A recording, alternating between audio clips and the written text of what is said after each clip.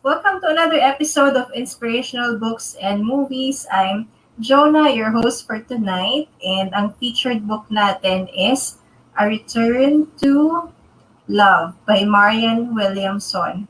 For those of you who are into books and movies at naghahanap kayo ng libangan, mga pwedeng mabasa o mapanood, lalo na during quarantine, just continue watching this episode and I'll be sharing with you my favorite quote from this book. But before that, I want you to like and share this video.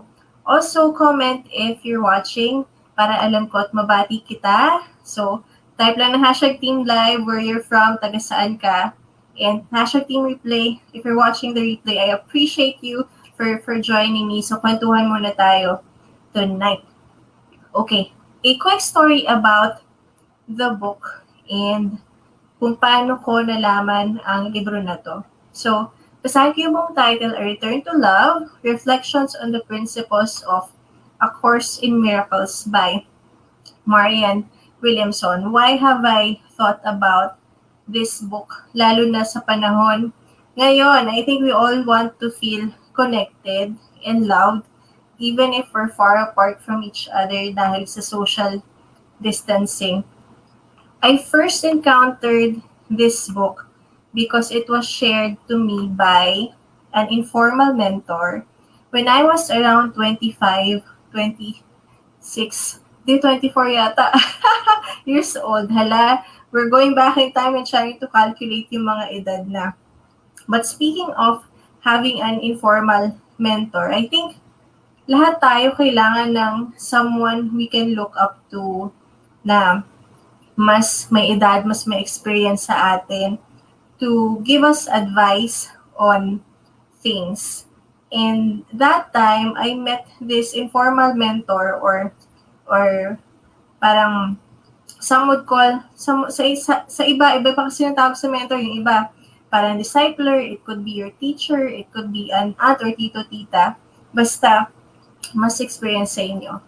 So, ang kinoconsult ko sa kanya that time was how I feel boxed with my work and how I want to try other things and explore. So, I came across this book dahil minention niya sa akin ang napakagandang quote from this book. And ito yung talagang nag-stand out sa akin, inaalala ko. Let me share this with you. Let me read it with you. And come read this with me as well. Isun ko yung screen. Sabi dito, our deepest fear is not that we are inadequate. Our deepest fear is that we are powerful beyond measure. It is our light, not our darkness, that most frightens us. We ask ourselves, who am I to be brilliant, gorgeous, talented, fabulous? Actually, who are you not to be? You are a child of God. Your playing small does not serve the world. There's nothing enlightened about shrinking so that other people won't feel insecure about you. Let me go to the next one. We are all meant to shine as children do. We were born to make manifest the glory of God that is within us. It's not just in some of us, it's in everyone. And as we let our own light shine, we unconsciously give other people permission to do the same. As we are liberated from our own fear, our presence automatically liberate others. Did you like the quote? Yan, balikan ko yung sa first slide because I want us to appreciate the text. When we read books, usually hindi natin natatandaan lahat ng binabasa natin, but there would be a few paragraphs or quotes that you would remember, and mahalaga na ma-analyze mo yung ma-reflect so that you'll understand it. And if you're into journaling, you can also write down your thoughts about it para yung maging reflection mo, yung may lalagay mo aside from what the author said. You can apply what you read sa sitwasyon mo. Alright. Natakot ka na bang maging exposed to put yourself out there? Takot ka bang makilala, ma-recognize yung ginagawa mo? Diba? As simple as posting about what you do on social media or what you believe in. merong syempreng tamang platform when we express our thoughts, feelings, and emotions. Pero kung yung mensahe mo is something that people should know, if you're promoting an advocacy, if you are sharing goodness, if you want to involve others to raise funds to support a charitable cause, those are the things that we shouldn't be frightened of. Kung meron kang talent, kung meron kang crafts na ginagawa, if you're good at drawing, if you're good at singing, sometimes meron tayo na-adopt na mentality na conscious tayo kasi baka ma-insecure sa ganito. Ayoko masyadong sumikat kasi pag nakilala ako, baka ganito yung mangyari.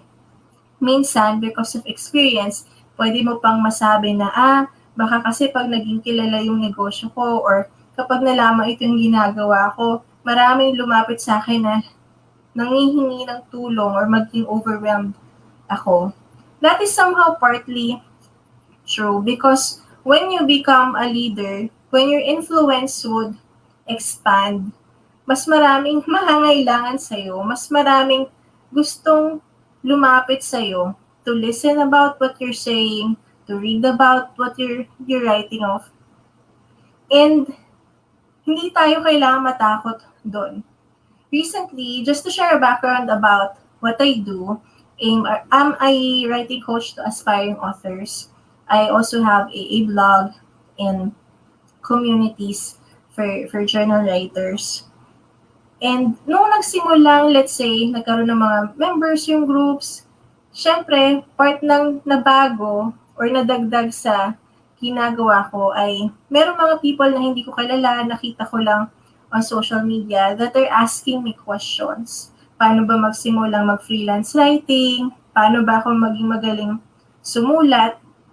And I admit, this is something new, this is something outside my comfort zone. Minsan, mababother ka na sasagutin ko ba ito lahat? Pag may nanghingi ba ng tulong, lahat sila bibigyan ko. And I think that shouldn't limit us to aspire to lead people or to influence people or to think small. Especially now na we're also somehow boxed in or limited sa location natin because we're quarantined. Minsan gusto na lang nating magtago, asikasuhin yung sarili natin, di ba?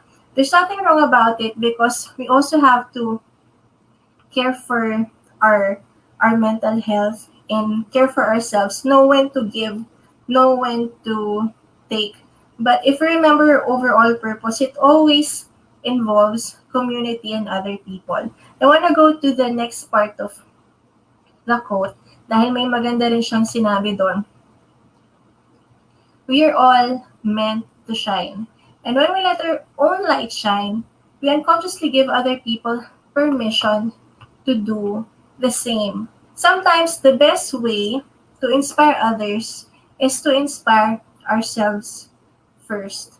Meron kang ituturo sa pwedeng kapamilya mo, kamag-anak mo, mga estudyante mo, community members ninyo. They have to see you overcome that challenge or struggle first. And doing so, resolving your own conflicts, inner conflicts, can be an encouragement to them. Again, I'm reading this text and giving my point of view, but I want to show this parang as a practice for you also, na pag-isipan to reflect on what we read and not just take what I say. Kasi syempre, kanya-kanya tayong interpretation of what we're seeing. But the practice that I want us to remember is to let these things that we read or to what we watch to inspire us and somehow allow it to transform us, especially yung message niya. By the way, before I go to the next slide, batiin ko muna yung mga nanonood sa atin today. We're being streamed sa Freedom Through Christ, Journal Writing Philippines, and my blog, Clearing Felicity. We have someone watching from Masbate. Hello. Hello, Pastor Dino Mista. Hello kay Asilig na ansay, tama ba? I also have others. Yan, hindi na lumalabas yung name nila sa laptop ko, so I need to check my mobile device. But after the live stream, doon ko na din kayo batiin at mag-reply. Thank you so much for joining me. Now, what verse can I connect with the simple text that we read from the book? If you're familiar with Matthew 5 verse 14, it says, "You are the light of the world. A city on a hill cannot be hidden." I believe we're all gifted with a skill, a character, a passion, a desire, a purpose that would serve others. And I'm hoping that the inspiration we get around us won't be kept inside us. It would be manifested. It would translate to helping other people. Mailalabas natin yon, magagamit for the good of others. That's it for today's episode. Thank you so much for watching inspirational books and movies. So watch out next week, and tingnan natin, maybe a movie or Netflix series if you'd like to recommend any book, series, or movie that's inspirational. Malay mo na panood ko rin yan at nabasa, and let's talk about that. Thank you so much for watching. Don't forget to like,